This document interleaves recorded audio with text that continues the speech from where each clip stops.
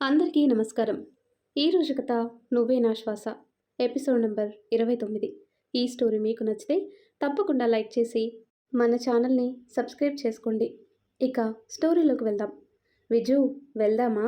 ఇప్పటికే చాలా లేట్ అయిపోయింది అంటుంది భవ్య. వెళ్దాం అని భవ్యాన్ని తీసుకుని స్టార్ట్ అవుతారు. అటు భూమి ఇటు భవ్య వాళ్ళు ఇద్దరు ఒకేసారి ఇంటికి చేరుకుంటారు. మీరేంటి సార్ అని విజయ్ని చూస్తూ కారు దిగుతుంది భూమి. పక్కనున్న భవ్య గుడ్డకలు మింగుతూ ఆకాష్ వైపు చూసి చెప్పు బావా అక్కకి అన్నట్టు సైకిల్ చేస్తుంది. ఆకాష్ నాకు తెలీదు, నువ్వే చెప్పుకో అన్నట్టు ఓ లుక్కు విసిరి వర్షనెత్తుకుని లోపలికి వెళ్తాడు. అమ్మా దొంగ బావ, అడ్డంగా ఇరికించావు కదా. నువ్వు తీసుకురమ్మంటేనే కదా నేను విజ్జుని తీసుకొచ్చాను. ఇప్పుడు నువ్వు సంబంధం లేనట్టు వెళ్ళిపోతే నా పరిస్థితి ఏంటి? ఇప్పుడు అక్కకి ఎలా చెప్పాలి అని మదన పడుతూ లోపలికి వెళ్తుంది. కూర్చోండి విజయ్ గారు అని లోపలికి వెళ్ళి అందరికీ జ్యూస్ ఇచ్చి తను కూడా తాగుతూ ఆకాష్ పక్కన కూర్చుంది. జ్యూస్ సిప్ చేస్తూ భూమిని ఆకాష్ని చూస్తూ నాకు మీ భవ్య అంటే ఇష్టం, తనకు కూడా నేనంటే ఇష్టం.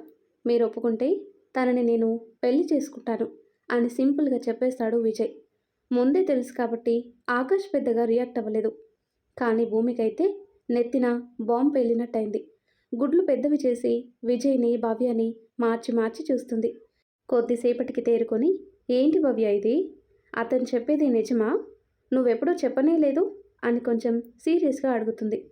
అది అక్క, అతను నన్ను ఎప్పటి నుండో ఇష్టపడుతున్నాడు. కానీ నేను అతనికి ఓకే చెప్పింది నిన్న మార్నింగ్ అక్క. ఇది బావకు కూడా తెలుసు అంటుంది భవ్య. నిజమా అన్నట్టు ఆకాష్ వైపు చూస్తుంది భూమి. ఆకాష్ అదేం చూడకుండా నేరుగా విజయ్ వైపు చూసి హాయ్ విజయ్, ఐఎమ్ ఆకాష్. నీకు తెలీదు, బట్ మీ ఫాదర్కి నేను తెలుసు. మీ ఫాదర్ నాకు చెప్పాడు మీ విషయం. మాకు ఇష్టమే, కానీ మీ ఇద్దరి మెడిసిన్ తర్వాతే పెళ్ళి, ఓకేనా? అలాగే నువ్వు తనని ఇష్టపడగానే అయిపోదు. నువ్వు తనని కంటికి రెప్పలా కాపాడుకోవాలి. భవ్య నాకొక్క కూతురులాగా. నేనెంత సాఫ్ట్గా ఉంటానో తేడా వస్తే అంత వైల్డ్గా ఉంటాను. నీ మీద నాకు నమ్మకం ఉంది, తనని బాగా చూసుకుంటావని. ఆ నమ్మకం నువ్వు నిలబెట్టుకోవాలి అంటాడు ఆకాష్. తప్పకుండా. తనని చూసిన క్షణమే తను నా ప్రాణం అయిపోయింది. భవ్యని గుండెలో పెట్టుకుని చూసుకుంటాను అని చెప్తాడు విజయ్. మరీ అంతలా గుండె లోపల దాచేస్తే తనకి ఊపిరాడదేమో అని చిన్నగా నవ్వుతాడు ఆకాష్. విజు కూడా నవ్వేసి ఓకే, మిగతా ఏమైనా ఉంటే మా పేరెంట్స్తో మాట్లాడొచ్చు అని కొద్దిసేపు ఆకాష్తో మాట్లాడి ఓకే మరి నేను వెళ్ళిరానా అని లేచి భవ్యకి కళ్ళతోనే బాయ్ చెప్పేసి వెళ్ళిపోతాడు. థ్యాంక్ యూ బావా, థ్యాంక్ యూ సో మచ్ అని పిచ్చి సంతోషంలో అంటుంది భవ్య. కానీ భవ్య ఉన్న హ్యాపీనెస్లో భూమిని గమనించదు. తన చెల్లి కనీసం ఒక్క మాట కూడా చెప్పలేదు. ఇక్కడ నా అభిప్రాయంతో ఎవ్వరికీ పనిలేదు. ఆకాష్ గారు కూడా ఒక్క మాటైనా నన్ను అడగకుండా ఓకే చెప్పేశారు. ఆకాష్ గారు ఏదైనా చేస్తే ఖచ్చితంగా వెనక ముందు ఆలోచించే చేస్తారు. కానీ నాకు కూడా ఒక మాట చెప్తే ఈయన గారి సొమ్మేమైనా అరిగిపోతుందా? ఆయన నా పిచ్చి, కానీ నా చెల్లే నాకు చెప్పలేదు అనుకుని అక్కడి నుండి లోపలికి వెళ్ళిపోతుంది. ఆకాష్కి ఆ విషయం అర్థమైంది. ఓయ్, అక్కడ మీ అక్కకి ఫుల్లుగా కోపం వచ్చినట్టుంది, ముందు వెళ్ళి అక్కడ చూడు అని ఆకాష్ చెప్పేవరకు భవ్య భూమిని గమనించదు. ఓ, అసలు నేనేంటి ఇలా చేశాను? కనీసం అక్కకి ఓకేనా కాదా అని కూడా అడగలేదేంటి నేను అని తనను తనే తిట్టుకొని లోపలికి వెళ్ళి అక్క అని పిలుస్తుంది. కానీ భూమి వినపడటట్టు బట్టలు ఫోల్డ్ చేస్తూ కూర్చుంది. అక్క, అది కాదు. సారీ అక్క, నీకు చెప్పకపోవటం తప్పే. కానీ నిజంగా అతనికి నేను ఓకే చెప్పింది నిన్నే. నీకు ఓకేనా? నీకు నచ్చితేనే నేను చేసుకుంటాను, నీకు ఇష్టం లేకపోతే వద్దక్కా అంటుంది భవ్య. నాతో నీకేంటి భవ్య? మీకు నచ్చింది, నాకు ఓకే అయితే ఏంటి, కాకపోతే ఏంటి? మీరు నిర్ణయాలు తీసుకున్నారు కదా అంటుంది భూమి. అలా అంటావేంటక్క? నాకున్నది నువ్వే. ఏదో బావ ఓకే చెప్పేశాడన్న హ్యాపీనెస్లో ఉండి నిన్ను చూడలేదు, అంతేకాని నువ్వు అవసరం లేదని కాదక్కా. అయినా అమ్మైనా నాన్నైనా నువ్వే నాకు. విజయ్ అంటే నాకు ఎప్పటి నుండో ఇష్టం ఉన్నా నీకు చెడ్డ పేరు రాకూడదని ఇన్ని రోజులు అతనికి దూరంగా ఉండి నాకు మీరు నచ్చలేదు అని చెప్పాను. కానీ అతన్ని మర్చిపోలేకపోతున్నా, అందుకే ఓకే చెప్పాను. నీకు చెప్పాలనే అనుకున్నా. ఆలోపే బావ వచ్చాడు కదా! ఇప్పుడు అవన్నీ నీకు చెప్పి ఎందుకు టెన్షన్ పెట్టటమని ఆగాను. నిన్న బావతో విజయ్ వాళ్ళ నాన్న చెప్పాడంట. అందుకే అలా తెలిసింది. ఒకసారి తీసుకురమ్మంటే తీసుకొచ్చాను. అంతే అక్క, అంతకు మించి ఏం లేదు అని కళ్ళ నిండా నీళ్లతో చెప్తుంది. చెల్లి కంట్లో నీళ్లు చూసి, ఊరుకో, నేనిప్పుడు ఏమన్నా అని ఈ కన్నీళ్ళు? నువ్వు హ్యాపీగా ఉండటమే నాకు కావాలి. నీకు నచ్చినప్పుడు నేనెందుకు వద్దంటాను చెప్పు? నాకు విజయ్ బాగా తెలుసు. వాళ్ళ ఫ్యామిలీ కూడా తెలుసు కదా! చాలా మంచివాళ్ళు. నాకెలాంటి అభ్యంతరమూ లేదు. అయినా మీ బావ కూడా ఓకే అన్నాక ఇక ఆలోచించాల్సిన పని లేదు అని భూమి చెల్లిని హక్ చేసుకొని, పెళ్ళికింకా మీకు చాలా టైం ఉంది కదా! ముందు మీరు సెటిల్ అవ్వాలి, నువ్వు డాక్టర్ అవ్వాలి అన్న డ్రీమ్ నెరవేరాలి. ఆ తర్వాతే పెళ్ళి, సరేనా? అంటుంది భూమి. "హ్మ్, అలాగే అక్క. విజయ్ కూడా అదే చెప్పాడు. ఇంకా 2 ఇయర్స్ తర్వాతే అని." "సరే పద" అని ఇద్దరు హాల్లోకి వెళ్ళేసరికి వర్ష వాళ్ళ నాన్న కాళ్ళ మీద కూర్చొని ఉయ్యాలూగుతూ, "ఇంకా ఊపు డాడా" అని ఆకాష్ ఊపుతుంటే కిలకిలా నవ్వుతుంటుంది. అది చూసి భూమికి ఫుల్ హ్యాపీగా అనిపిస్తుంది. ఫోన్లో అది వీడియో తీస్తుంది. అప్పుడే ఆకాష్కి ఫోన్ వస్తుంటే వర్షని పక్కన కూర్చోబెట్టి లిఫ్ట్ చేసి, అక్కడ వాళ్ళు ఏం చెప్పారో తెలీదు కానీ ఇక్కడ ఆకాష్ మాత్రం ఉగ్ర రూపం దాల్చాడు. చేతి నరాలు మొత్తం ఉబ్బి పైకొచ్చేశాయి. కోపంతో కళ్ళు ఎర్రగా మారిపోయాయి. చింతనిప్పుల్లా ఉన్న కళ్ళు చూస్తే పక్కనున్న భవ్యకి, భూమికి భయంతో వణుకు వచ్చేస్తుంది. "భవ్య, వర్షాన్ని లోపలికి తీసుకెళ్ళు." "అలాగే అక్క" అని వర్షాన్ని తీసుకుని రూమ్కి వెళ్తుంది. "చెర్రీ, నువ్వు వాళ్ళిద్దరినీ ఎప్పటికప్పుడు అబ్జర్వ్ చేయడానికి ఒక మనిషిని పెట్టు" అంటాడు ఆకాష్. "అలాగే, ఇక్కడ నేను చూసుకుంటాను. నువ్వక్కడ సిస్టర్ని జాగ్రత్తగా చూసుకో" అంటాడు చెర్రీ. "హ్మ్" అని కాల్ కట్ చేసి ఫోన్ పక్కన విసిరేసి సోఫాలో కూలబడిపోయాడు ఆకాష్. జుట్టులోకి వేళ్ళు పోనిచ్చి తల పట్టుకుని కూర్చున్నాడు. ఆకాష్ని చూస్తేనే అర్థమవుతుంది, ఏదో పెద్ద ప్రాబ్లం వచ్చి పడింది అని. మెల్లిగా ఆకాష్ దగ్గరికి వెళ్ళి మోకాళ్ళ మీద కూర్చుని ఆకాష్ చేతులు తన చేతిలోకి తీసుకుని, "ఏమైంది ఆకాష్ గారు? ఏదైనా ప్రాబ్లమా?" అని అడుగుతుంది. "ఆ అమ్మాయి ఎవరో తెలిసింది భూమి" అని అంటాడు ఆకాష్. "ఎవరు?" అని ఆత్రంగా అడుగుతుంది భూమి. "రియా, రీచా వాళ్ళ సిస్టర్." భూమికి ఒక్క ముక్క అర్థం కాక, "ఈ రియా ఎవరు? రీచా ఎవరు? వాళ్ళు మనకేమవుతారు? మన మీద వాళ్ళకెందుకు కోపం?" అని అడుగుతుంది. "ఎందుకంటే రీచా నా కోసం చనిపోయింది కాబట్టి." ఆకాష్ అలా చెప్పగానే భూమి ఒక్కసారిగా షాక్ అయిపోతుంది. ఒక అమ్మాయి ఆకాష్ గారి కోసం ఎందుకు చనిపోయింది అని మనసులో అనుకొని, "మీకోసం ఎందుకు చనిపోయింది? అసలు తను మీకేమవుతుంది?" అని అంటుంది. "నాకు సంబంధించి నీకు తెలియంది ఒకటుంది భూమి. అది చెప్పే టైం ఎప్పుడూ రాలేదు, ఇప్పుడొచ్చింది. నేను, ధీరజ్, రీచా ముగ్గురం మంచి ఫ్రెండ్స్. మేం ముగ్గురం ఎంఎస్ ఒకే దగ్గర చేశాం. ఇప్పుడు నువ్వు చూసిన ధీరజ్ వేరు, అప్పుడు ధీరజ్ వేరు. అప్పుడు ఇలా ఉండేవాడు కాదు. చాలా ఫన్నీగా అల్లరి చేస్తూ ఉండేవాడు. ఇక రీచా మంచి అమ్మాయి, కాకపోతే చాలా మొండమ్మాయి. ఏదైనా కావాలి అంటే కావాలి, లేకపోతే ఏమైనా చేస్తుంది. అది తప్పో ఒప్పో కూడా ఆలోచించదు. అది తనకు కావాలంతే. ముగ్గురం బాగానే ఉండేవాళ్ళం, బాగానే చదివేవాళ్ళం. కానీ అప్పుడు నాకు తెలియని విషయం ఏంటంటే, ధీరజ్ ఫస్ట్ ఇయర్లో ఉన్నట్టు సెకండ్ ఇయర్లో లేడు. నేనప్పుడు అది గమనించలేదు. కొన్ని డేస్ తర్వాత ఒకరోజు రీచా వచ్చి నాకు ప్రపోజ్ చేసింది. ఆ టైంలో నేనైతే ఫుల్ షాక్ అయిపోయాను. నేను తన నుండి అది అసలు ఎక్స్పెక్ట్ చేయలేకపోయాను. నేనెప్పుడు కూడా తనని ఆ ఉద్దేశంతో చూడలేదు.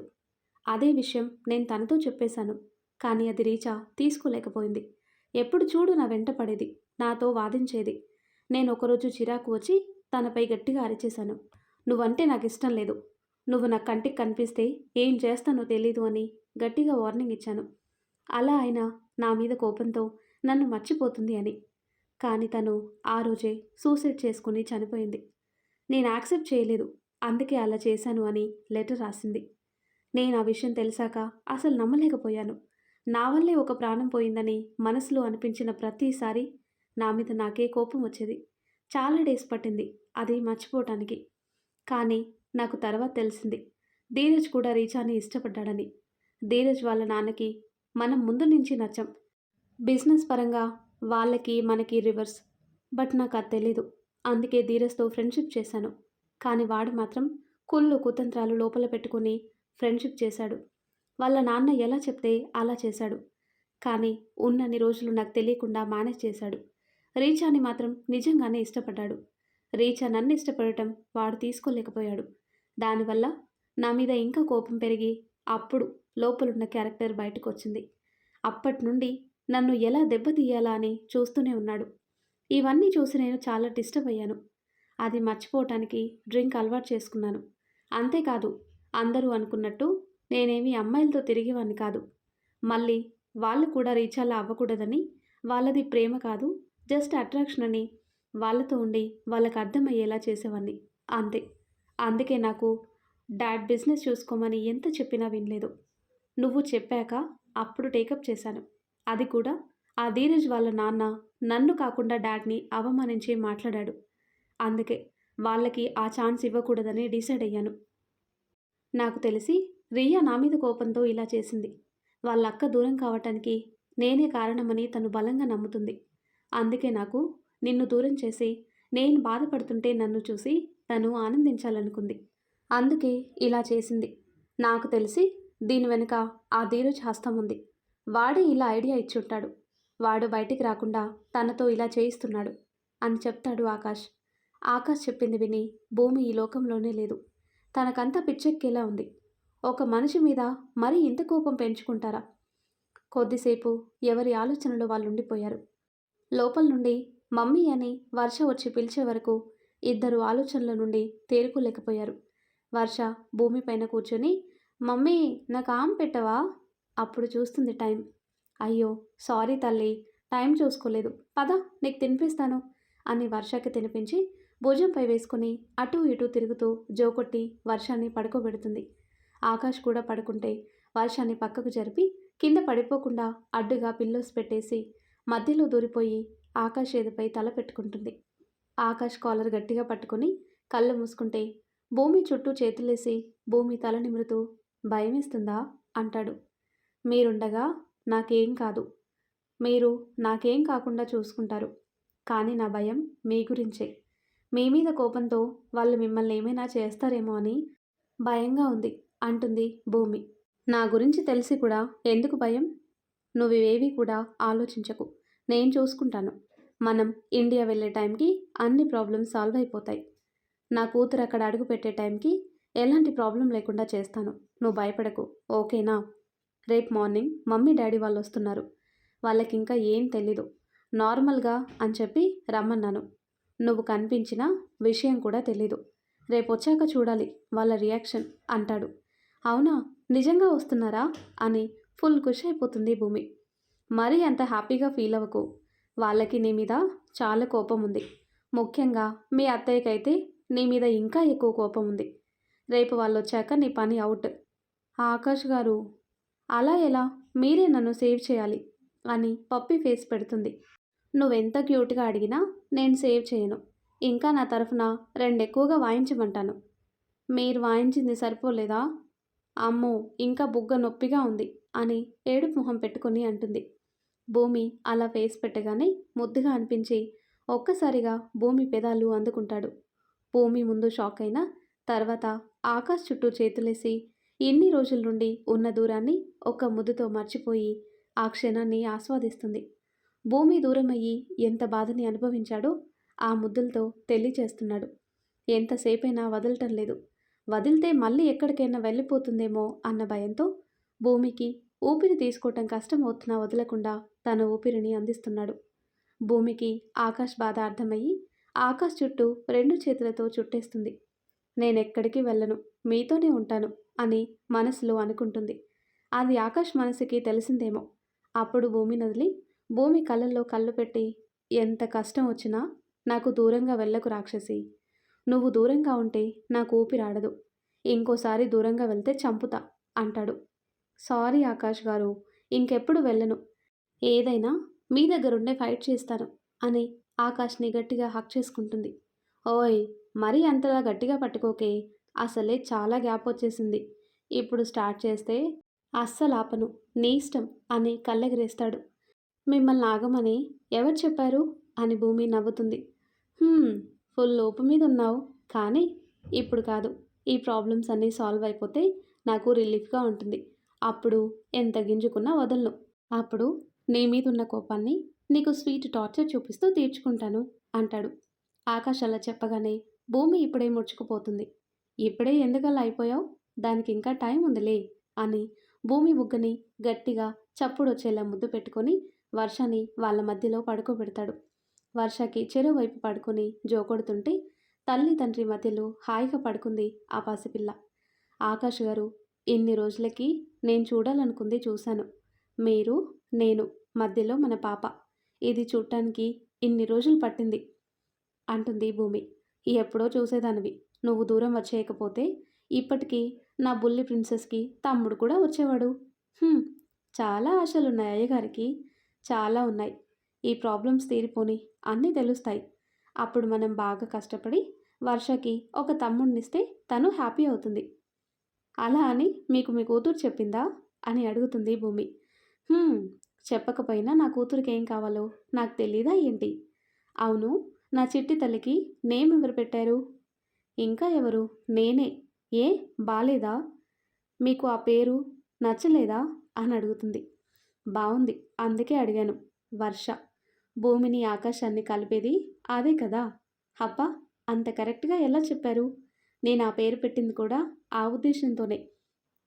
భూమిని ఆకాశాన్ని కలిపేది వర్షం. అందుకే మన ప్రేమకి ప్రతిరూపమైన మన కూతురికి ఆ పేరొచ్చేలా వర్ష అని పెట్టాను" అని వర్ష బుగ్గ కిస్ చేస్తూ చెప్తుంది.